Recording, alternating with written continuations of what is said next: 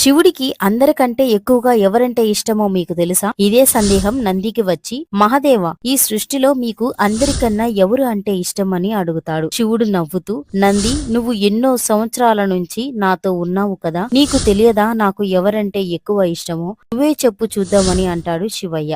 నంది ఆలోచిస్తూ, ఇక ఎవరు, పార్వతీదేవినే కదా మహదేవ అని అంటాడు. అప్పుడు శివుడు, లేదు నంది, తప్పు చెప్తున్నావు అని అంటాడు. అయితే మీ పెద్ద కొడుకు కార్తికేయ స్వామినే కదా అని అంటే, శివుడు, లేదు లేదు నంది, తప్పు చెప్తున్నావు నంది అని అంటాడు. అయితే మీ ప్రియ చిన్న పుత్రుడు బాల గణేశుడు అయ్యి ఉంటాడు మహదేవా అని అంటాడు నంది. లేదు లేదు నంది, మళ్ళీ తప్పు చెప్తున్నావు, కొంపదీసి నేనే నా స్వామి, లేదా మీ మెడలో ఉన్న వాసుకినా అని అంటే, శివుడు, లేదు లేదులే నంది అని శివుడు అంటాడు. ఇంకెవరు స్వామి, నాకు తెలియట్లేదు ప్రభు, మీరే చెప్పండి అని వేడుకుంటాడు. బాధలో ఉన్నా సంతోషంలో ఉన్నా నన్ను తలుచుకుంటూ ప్రతిరోజు పూజ చేసి నా మీద నమ్మకం పెట్టుకునే ఆ మనుషులు అంటేనే నాకు ఎంతో ఇష్టం